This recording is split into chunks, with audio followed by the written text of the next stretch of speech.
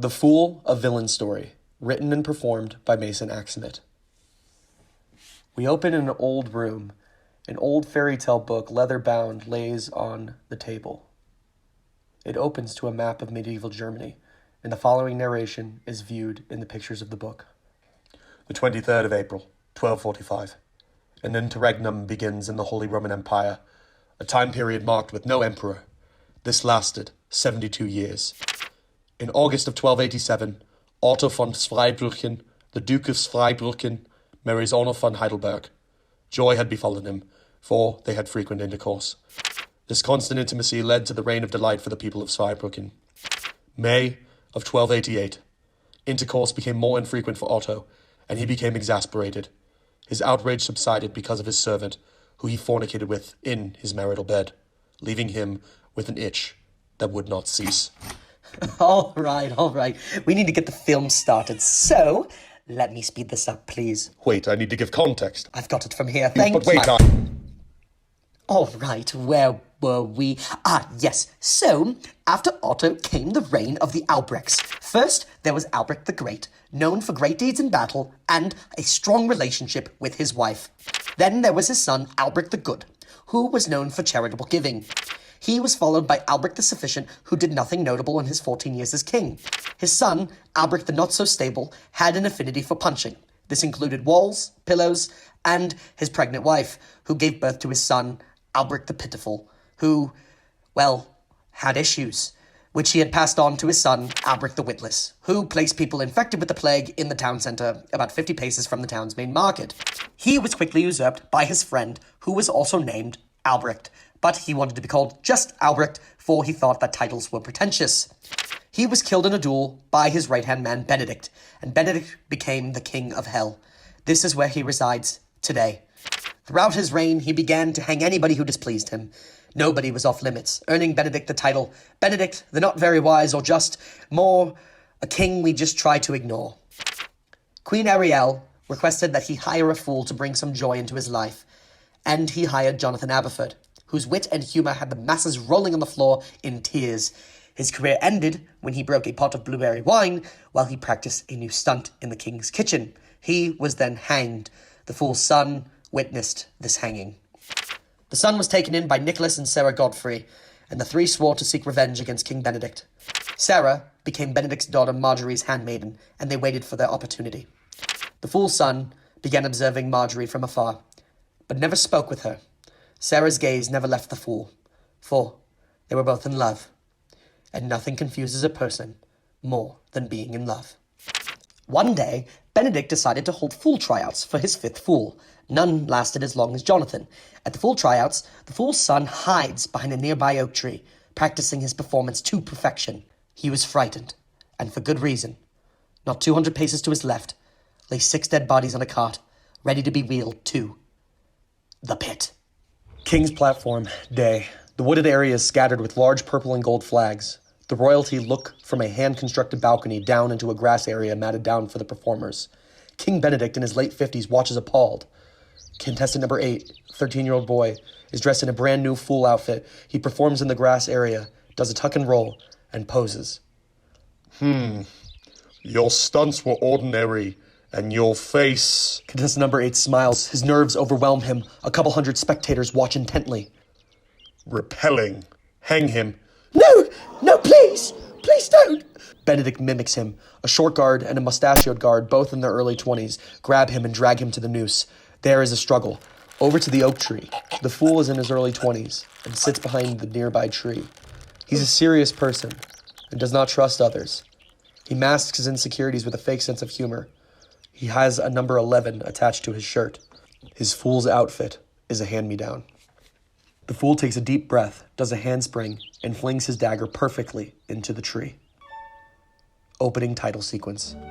The cart runner runs the cart of dead bodies into the woods. He goes through an open field and into a shaded section of the forest. This man loves his job. We have never seen such a happy individual. It is his dream profession. We end up at a hill with the cart runner. On the other side of the hill sits a pit of dead bodies. The cart runner pushes the cart up the hill with all of his might, and one of the wheels falls off as he crashes. Shit!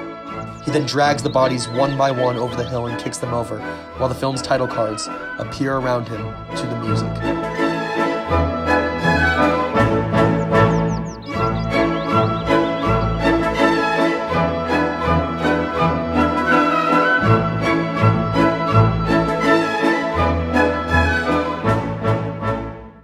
The Fool, a villain's story. The cart runner sits out of breath, and we see how vast the pit of dead bodies is. Chapter 1, The Owl-Faced Hilt. Back at the hangman's platform, King Benedict sits appalled. Next to him is Lord Paul in his early 20s. His kindness and generosity cause him to be light on his feet. The only thing lighter is his heart. He's frantic and fills Benedict's goblet with wine. I have sat here now for a whole hour, and not one fool has made me laugh. The stench here is unbearable. It's probably because we don't have sewers. What? We cut over to contestant number 3, dressed in fool's garb. Well, you said it stinks. The poop. It just runs down the middle of the street. A woman drops a bucket of poop out of her window and into the river of poop. It splashes on a man eating. Because we don't have sewers. Are you criticizing my ability for proper sewage construction? No. Making an observation about why you think it smells bad. Benedict leans over and whispers to Lord Paul. I don't believe him. Oh, really? Well, he seems an honest fellow. You don't think he was criticizing my ability for proper sewage construction? Not intentionally. So, does that mean that I am unintentionally criticizing my own ability for proper sewage construction? Well, I believe so. After long deliberation with my council, I've decided to let you prove to me that you are worthy enough to be my new fool. Thank you, sir. Contestant number 3 puts on a pair of antlers. Ladies and gentlemen, prepare yourselves for the spectacle of your life. A spectacle that will make you urinate with joy, as I will now be doing my rendition of A Deer in Autumn. Contestant number 3 skips across the stage on all fours. He stops, pats the ground, and whips his head around with doe eyes. Exterior, oak tree, continuous. Nicholas, in his 20s, stands next to the fool. He dreams of being a hero, the one who rescues hell from Benedict. However, he neglects practicality. You're far better than him. Believe me, I know. Contestant number 3 is eating grass off the ground. Is he drunk? No. A lunatic maybe, not drunk. Can he be both? No. Drunks are much more emotional. And crazy people don't feel emotions. Well, yes. My Aunt Elizabeth felt emotions. A lot of them. She was normal, though. And well read. Aye. But any woman who murders her husband after... She didn't murder him. I thought she did. No. Just requested the king sent him off to crusade. Contestant number 3 trots in circles. Have you read on the subject of rebellion against monarchs? No. Well, many go poorly. Wars won by the rebels are often called revolutions, and wars that are won by the king, civil wars. So? Have you ever heard of a revolution in hell? No. No, they were all civil wars. How do you know so much? I've read a book or two. And reading makes you know things. Typically. Huh. I should read more. Contestant number 3 trips over himself and faceplants. Passionless, pitiful person. Then go up. I'm still nervous. A thump is heard from the dead body cart. They glance over. The cart runner sits next to the cart, out of breath. Morning! Morning. Morning! Morning. Morning! Is he just going to keep saying morning to us? I don't know, but we should probably just ignore him. Nicholas turns to the fool and pulls out the axle cap. Oh, I should probably put this back. Nicholas tosses the cap to himself and runs off. The fool chuckles and looks to the balcony, and his world shifts to a vibrant color. Behind King Benedict is Princess Margery in her early 20s, a pleasant woman whose insecurity with her father makes her overly flirtatious with others. She is in a bad mood. I've never seen a woman so at peace with life. She is engaged to Lord Paul, but that won't last. I could see myself marrying her. Now, you may be asking, have I ever had a conversation with her? Well, I've been trying to figure out what to start with.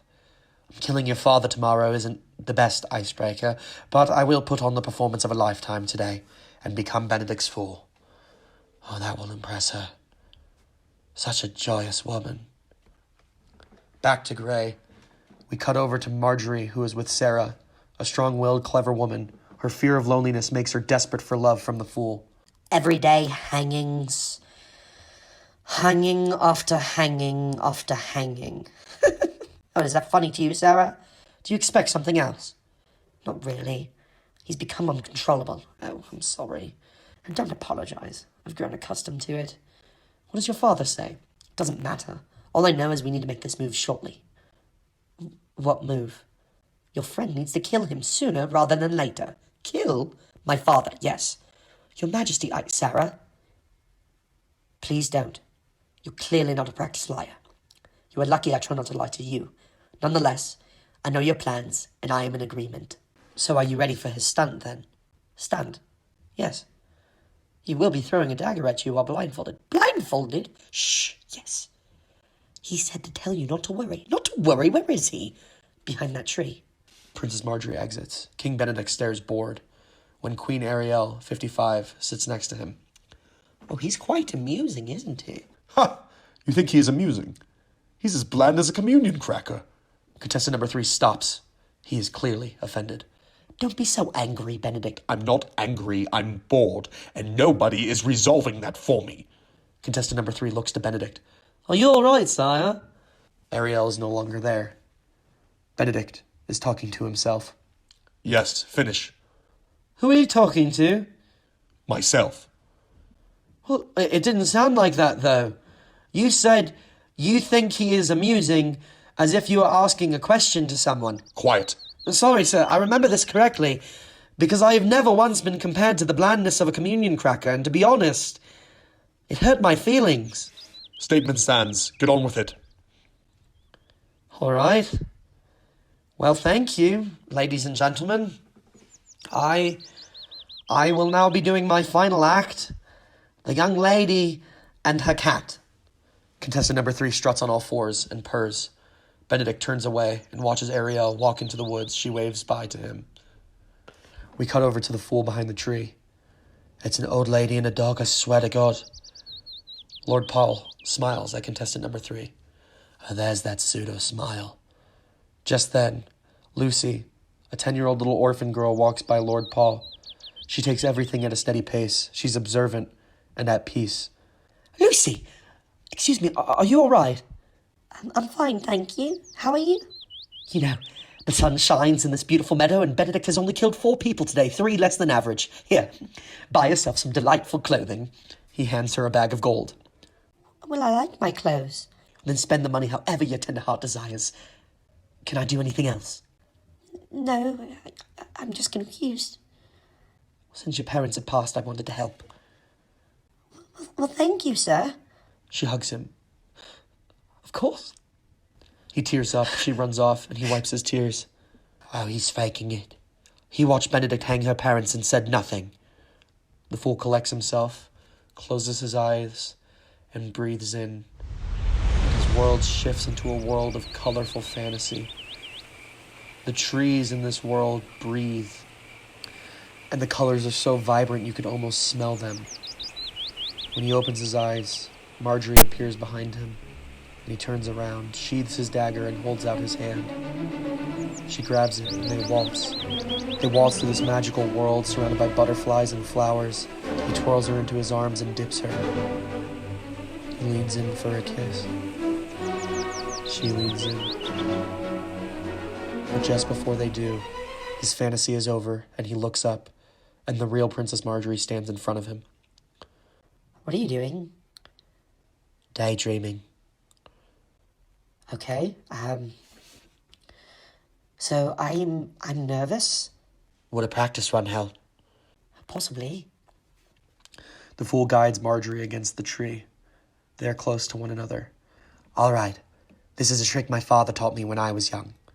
It took about 4 months to learn, but I have never messed it up since. He said that I must always choose the most powerful woman in the room, or, in this case, field. It helps make the audience worry, and since you are clearly the most powerful woman in the field... Your father taught you to throw knives at powerful women. Above powerful women. Throwing knives at them would never really go well. It won't be above if you miss. I never miss. My father wasn't the greatest of all people. Neither is mine. The fool smiles at her and steps away. But he did know how to win over an audience. He once told me that humans are quite simple. Pulls out his blindfold.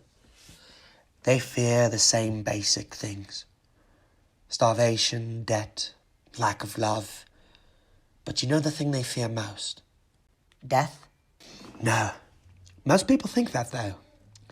They fear injustice against children. You see, if a little girl falls down a well, everyone would rush out to help her. But a grown man loses everything and people just watch him wither to nothing. But they offer him their prayers. So why don't you use a child? Because you're old enough to make your own decisions, so if you die, I don't feel guilty. He puts the blindfold on his eyes. Can you do it without the blindfold? There's nothing to fear. There's plenty to fear. I don't want to die, but outside of that, my father will torture you from years to come if you so much as nick my... The fool walks over to a small pile of apples, picks one up, walks over to her, and places it on her head. You can still see. Of course. Could you imagine what would happen if I killed a princess? Back at the platform, contestant number 3 rubs his face against the king's legs. He purrs. Hang him. Back at the tree. Okay. I'm ready. No, you're not. Yes, I am. Just throw it. You need to relax first. I am relaxed. He puts his hands on her shoulders. Close your eyes. She does. Breathe. She does. And repeat after me. There is nothing to fear. There's nothing to fear. The fool walks away. Your voice is still tense. There is nothing to fear. The fool lines up his shot. Margery. To be without fear means that there is no worry within you at all. The fool flings the dagger. There is nothing to fear. She opens her eyes. He shows her his hands. They're empty. And she looks up to see the dagger with the apple in it inside the tree. Wow. Okay, I can do it. Just be careful. Please? Always. He kisses her hand. She smiles at him. He bows. She curtsies. And she exits. I would never hurt you. He walks over to the pile of apples and puts 2 in his pocket. He is ready to perform. Back at the platform, contestant number 3 stands with a noose around his neck. Lord Paul, cleanse our conscience. With pleasure. Lord Paul holds a Bible next to contestant number 3. I will now be reading from Matthew chapter 1, verses 1 through 16. The book of the generation of Jesus Christ, the son of David, the son of Abraham. Abraham begat Isaac, and Isaac begat Jacob. And Jacob begat Judas and his brethren, and Judas begat Phares and Zara of Thamar. And Phares begat Esrom, and Esrom begat Aram, and Aram begat Aminadab, and Aminadab begat Nasun, and Nasun begat Salmon, and Salmon begat Boaz of Rechab. Oh, but Boaz begat Abed of Ruth.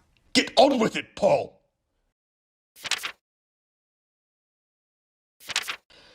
And Jacob begat Joseph, the husband of Mary, of whom was born Jesus, who is called Christ. Amen. Amen. We are cleansed. Hang him. Margery steps on the stage. You don't need to kill him, just don't hire him. Oh, but it's not fun. Father, it's not right. I am the king. I decide on what is right and what is wrong. Isn't that right, Lord Paul?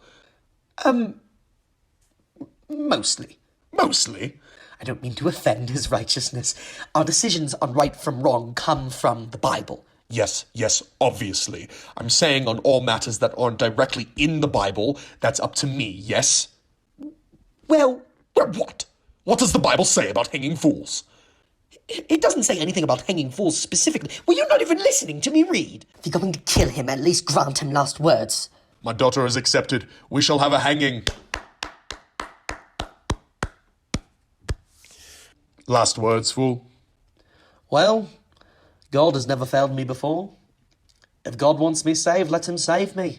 The world shifts to a vibrant color, and the fool stands on a tree branch. A sacrifice stands upon a stool this Sabbath. shaped by a sadistic sovereign shoving sin in shoddy safes still. A simpleton in showy civvies should stop shining his smirk on the slacks of our short sheepest sadist. The fool jumps from the branch. Ladies and gentlemen, this pitiful personality presenting previously, preformed, as a preposterous pussy. No person per contra procures a premature passing, but purring possibly prohibits previous privileges.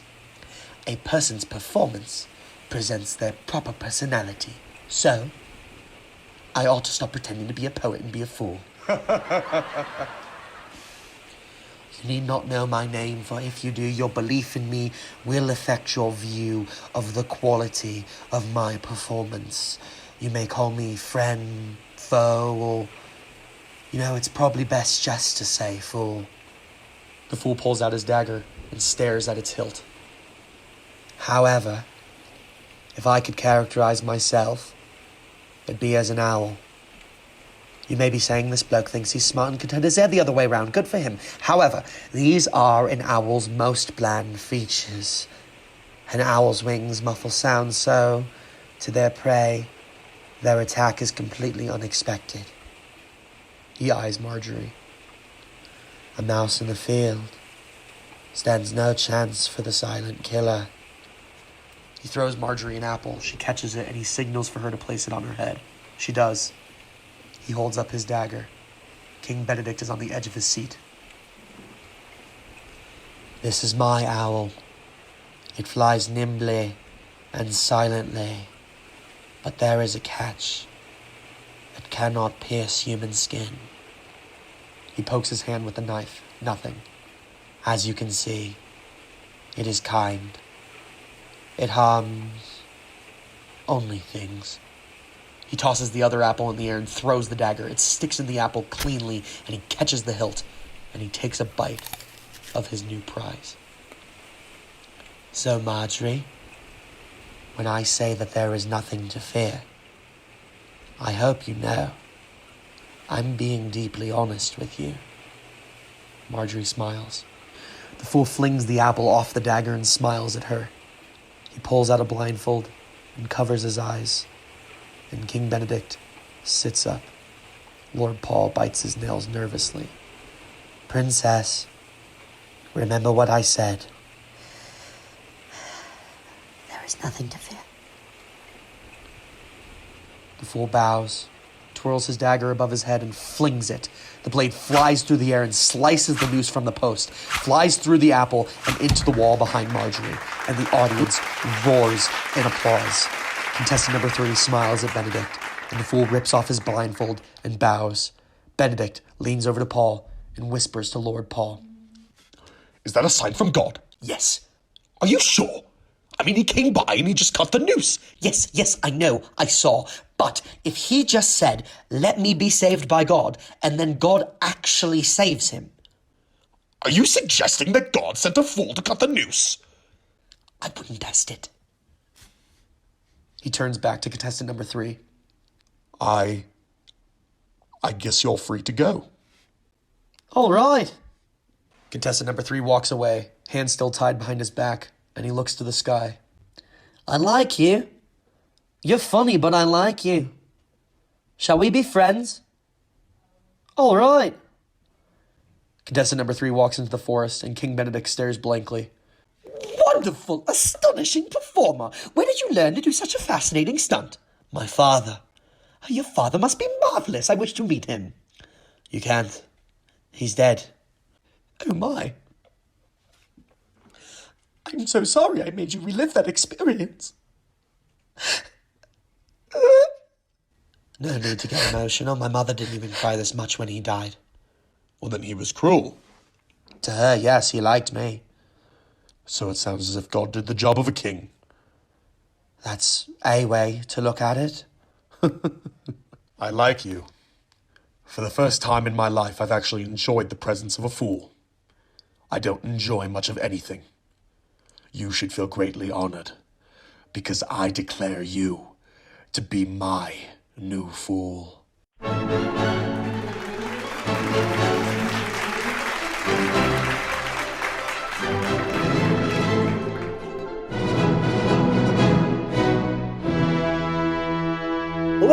are interested in reading this story further, please check out the link in the description. The entire script is available on Amazon. My name is Mason Axman. I am the writer and reader of this audiobook. Before I became a screenwriter, I discovered a way on how to test out of my bachelor's degree for about $10,000, which if you know about college degrees, it's about $90,000 less than what a normal bachelor's degree costs. I've since coached 15 people to do the same and saved them a total of $1.2 million on their degrees. If you are looking to learn more about how to do so, feel free to shoot me an email right there, and another is in the description. Don't forget to like, subscribe, and share this video. Thanks, everyone.